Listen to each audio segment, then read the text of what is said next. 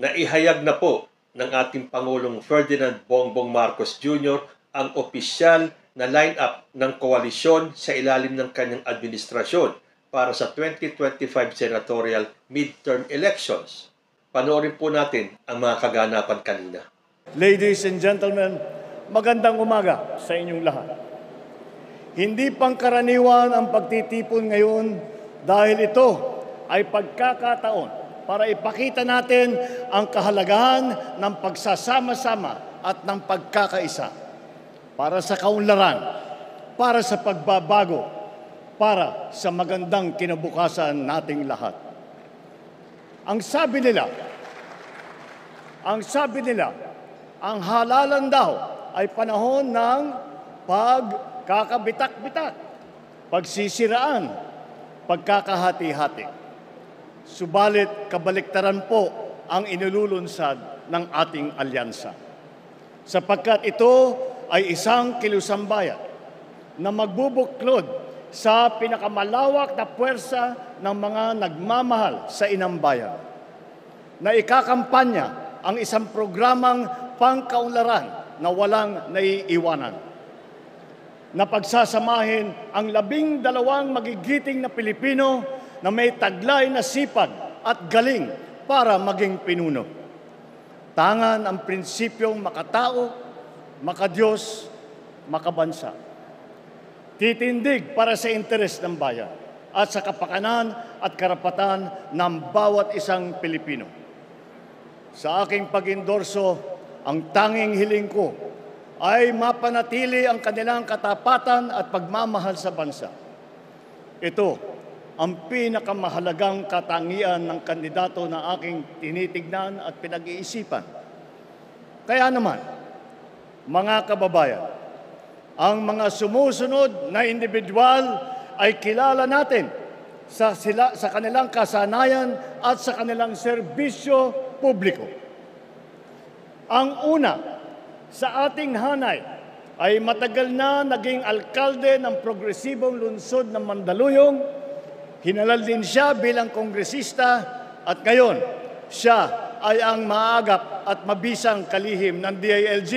Mga kababayan, ang ating Mr. Gawa, Hindi Salita, Secretary Benher Abalos.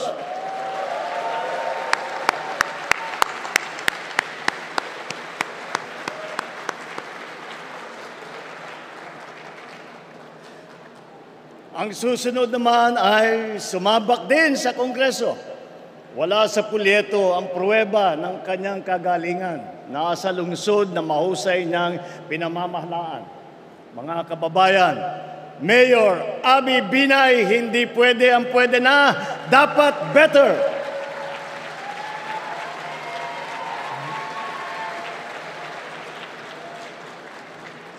Ang susunod naman po ay kinikilala po natin na kumpanyera. Siya rin po ay walang pagod na kampanyera para sa kalusugan ng mamamayan, edukasyon at kabataan, karapatan ng mga kababaihan.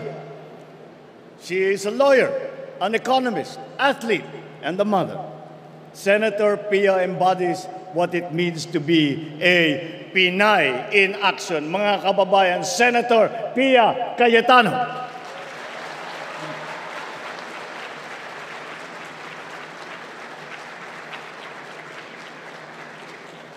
Ito naman ay isang officer and a gentleman na tapat at buong tapang na naglingkod ng lampas 5 dekada sa taong bayan. Ano man ang kanyang sasabihin at gagawin, ito ay laging nakaangkla sa motto ng kanyang alma mater: courage, integrity, loyalty. Isa po siya sa tunay na nagsasabuhay sa mensahe ng aking SONA. Ang tama ay ipaglaban, ang mali ay labanan. What is right must be kept right. What is wrong must be set right. Mga kababayan, Senator Ping Lacson.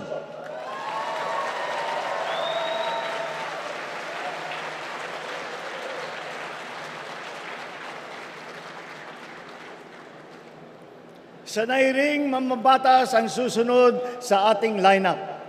Nahasa bilang vice-gobernador na ngayon ay nasa Senado. naging gobernador din ng lalawigan niya ng Pampanga. Mga kababayan, ang Supremo ng Senado, Senator Lito Lapid.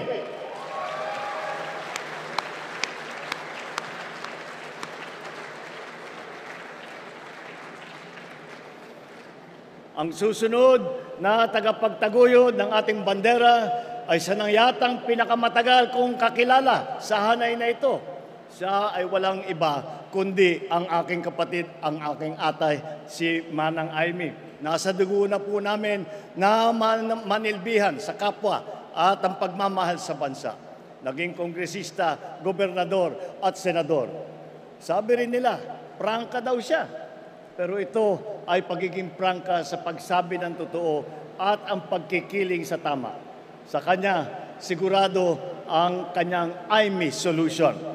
Mga kababayan, kasama din po natin si Senator Aimee Marcos na naunahan na ang mga ibang senador at busy na nagkakampanya at hindi makarating ngayong araw na ito. Tanyag, hindi lang sa ating bansa, kung hindi sa buong mundo, ang susunod natin ay ang ating pambansang kamao na nagpamalas ng galing bilang mambabatas, mga kababayan, ang ninong ng bayan, Senator Manny Pacquiao.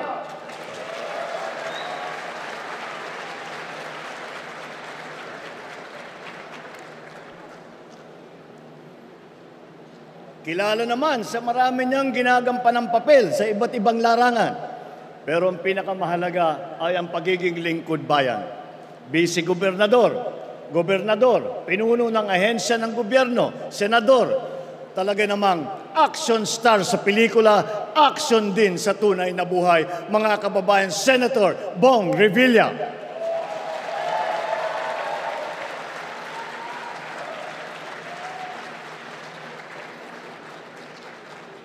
Ang ating susunod ay nakapaglingkod ng 24 na taon bilang senador.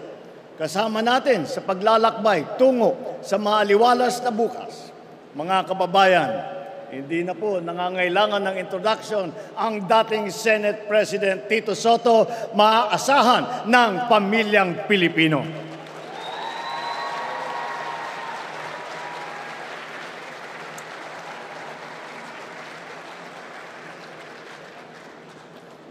Ito naman ang big brother na iyong masasandalan. Naging mayor ng Tagaytay, puno ng MMDA, ay ngayon naman ay senador. Mga kababayan, Senate Majority Leader Francis Utol Tolentino, tol ng bawat Pilipino.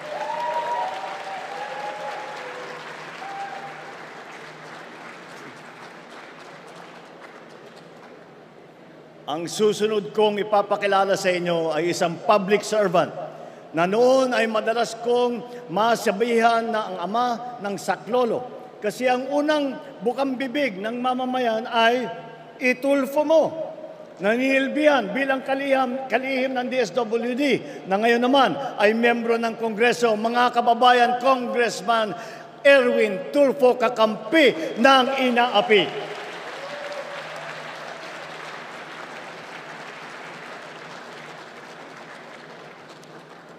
Ngayon, ang aking ika-12 na sa hanay ng nagpamalas ng husay sa pamumuna, hindi lamang sa pamahalaan, kundi pati sa mga kumpanyang nagbibigay serbisyo sa ating publiko.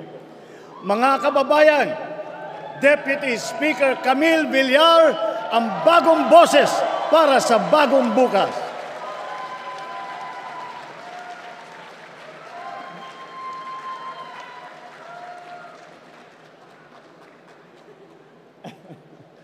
Ika nga, may kanya-kanya tayong abilidad para mapabuti ang ating bansa.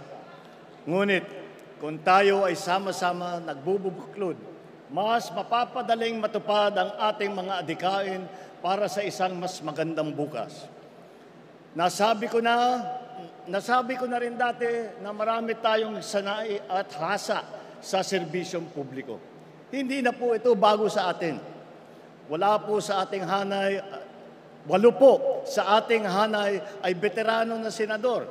Cayetano, Lacson, Lapid, Marcos, Pacquiao, Revilla, Soto at Tolentino. 7 ang may karanasan sa Kongreso, Abalos, Binay, Cayetano, Marcos, Pacquiao, Tulfo at Villar.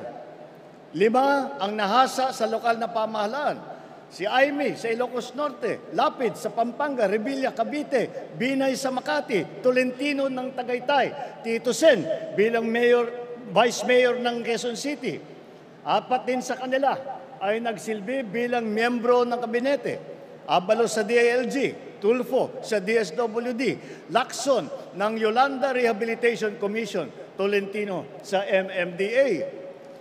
Pagdating naman sa geographical representation, 2 ang tiga Mindanao, Pacquiao ng Bukidnon, Sarangani at Jensan. At si Erwin naman ay lumaki sa Davao Oriental at sa Sulu. Bukod pa ron, ang unang Vicente Soto ay naging senador ay taga Cebu. Ang nanay naman namin ni Aimee ay 100% Waray. At ang 3 malalaking rehiyon ng gitnang Luzon, Kamaynilaan at Timog Katagalugan ay may boses sa ating kupunan. Mga kababayan, sila po ang lineup ng alyansa.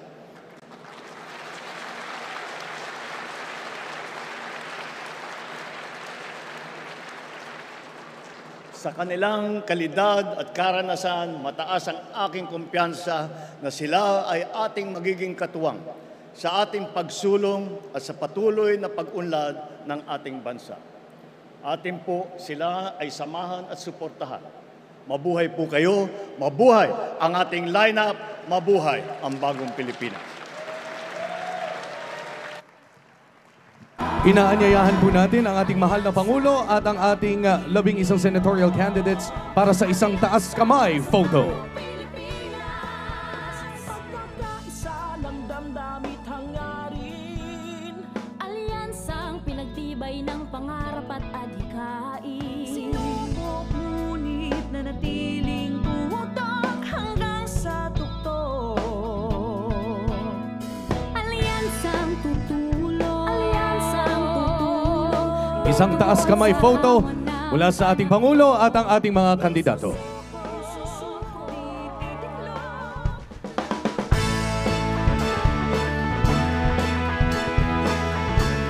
Maraming salamat po. Sa pagkakataong ito, hinihiling po natin sa ating mahal na Pangulo ang isang photo opportunity. So ayan po ang official na senatorial slate ni President Bongbong Marcos. Tulad ko, alam kong meron kayong pagdududa sa ilang kandidato. Dahil ganyan din po ako. May mga kandidato po dito sa lineup ni PBBM na para sa akin ay baka magtraidor o baka bumalimbing, lalo na yung mga dating katunggali nung nakaraang eleksyon. Yung mga kung makapagsalita ay todo-todo ang paninira sa ating presidente. But, upon hearing his explanation, nagbago po ang aking pananaw. Yan po ang isinusulong ni President Bongbong Marcos na unity, na pagkakaisa. Hindi nga naman maganda kung puro kakampi na lang ni President Bongbong Marcos ang kanyang isasali dyan sa kanyang senatorial lineup. Mawawala po yung essence ng unity. Pabayaan na po natin yung mga kumalas sa unity. May sariling buhay po yan. Pero ito pong gustong isulong ni President Bongbong Marcos ang totoong unity. May ilan po dyan sa kanyang lineup na ayoko din. Pero tulad nga ng sinabi ko sa inyo, nung narinig ko ang sinabi ni President Bongbong Marcos, gusto kong bigyan ng tsansa. Kailangan po natin magbuklod-buklod.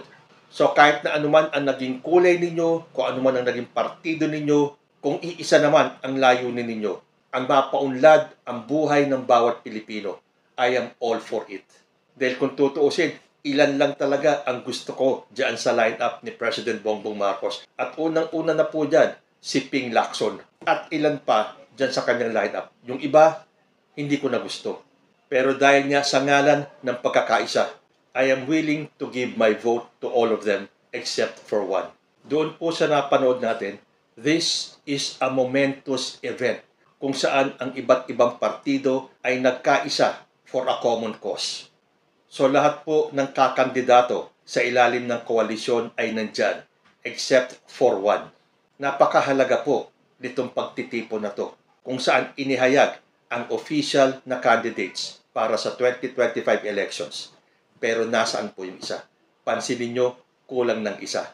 Nasaan? Nangangampanya na raw. Hindi ba pwedeng ipagpaliban yung kampanya at makilahok dito sa okasyon na to? Napakagandang tignan kanina na napakadami nila from different parties coming together as one. Tapos itong napakahalagang okasyon ay hindi pupuntahan ng isang kandidato. Sabi ko noon pa sana hindi na lang siya sumama dito sa senatorial state ni President Bongbong Marcos dahil hindi na po siya nababagay dito. Yan po ay para sa akin lang. Mas bagay po siya doon sa kabilang grupo. At parang hindi ako maniwala kay President Bongbong Marcos sa sinasabi niyang dahil prangka lang daw yung isang kandidatong yon at sinasabi niya lang ang kanyang nasa loobin at siya ay nasa tama.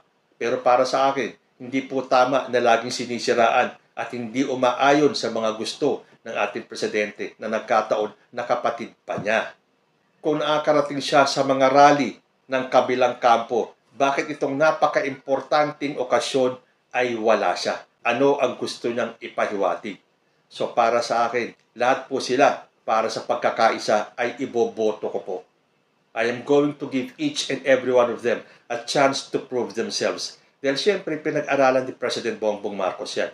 Marami nga naman sa kanila tried and tested na po sa pagsisilbi sa bayan. Mga naging mayor, naging senador, naging miyembro ng House of Representatives, naging miyembro ng gabinete. So, alam po nila ang pulso ng bayan.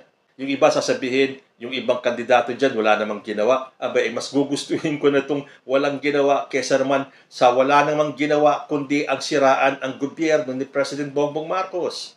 Yung iba sinasabi, pinagmumura siya nung panahon ng kampanya, bakit andyan ngayon?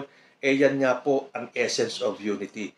Yan ang gustong ipakita ni President Bongbong Marcos na hindi siya nagtatanim ng sama ng loob pagdating sa ikabubuti ng ating bansa. So bigyan po natin ng tsansa. Ang hindi ko lang talaga matatanggap ay kung bakit wala yung isang taong pinakamalapit kay President Bongbong Marcos at ang dahilan ay nangangampanya, parang hindi naman katanggap-tanggap yon. Ito ang pagkakataon para ipakita niya na siya ay nakikiisa kay President Bongbong Marcos. Pero sadly, wala po siya. Kung ano man ang kanyang dahilan, hindi ko na po gustong malaman. Dahil para sa akin, she does not belong here sa koalisyon na to. Mas bagay po siya dun sa kabila. But again, yan po ay sariling opinion ko lang. Iisa lang naman po ako na mawawalan ng boto sa kanya. At least, kapag siya ay nanalo at siya ay bumalingbing na naman at ang kanyang interest at loyalty ay mapunta na naman sa kabila, hindi ako magsisisi na binoto ko siya. Hindi ba? So kung ipagpapatuloy niya yung kanyang pagkontra kay President Bongbong Marcos, hindi ako maasar. Kasi hindi ko naman siya iboboto. But again, isang boto lang naman po ako. Wala po akong iniimpluwensyahan. You can vote for any one of them. Nasa sa inyo po yan. Bumoto kayo ng straight, bumoto kayo ng kalahati, bumoto kayo ng ilan, or wala kayong iboto, nasa inyo po yan. Ang sa akin lang po, I am going to give peace and unity a chance. Tama na po yung bangayan, tama na po yung pagkakawatak-watak, kailangan po nating magkaisa. So, kesa naman may makasingit na mga kandidatong hindi aayon sa mga programa ni President Bongbong Marcos, dito na ako sa administration slate. Kayo po, ano ang masasabi ninyo? Comment lang po down below at magbabalik ang usapang Tito Manny. Diyos ti Agnina.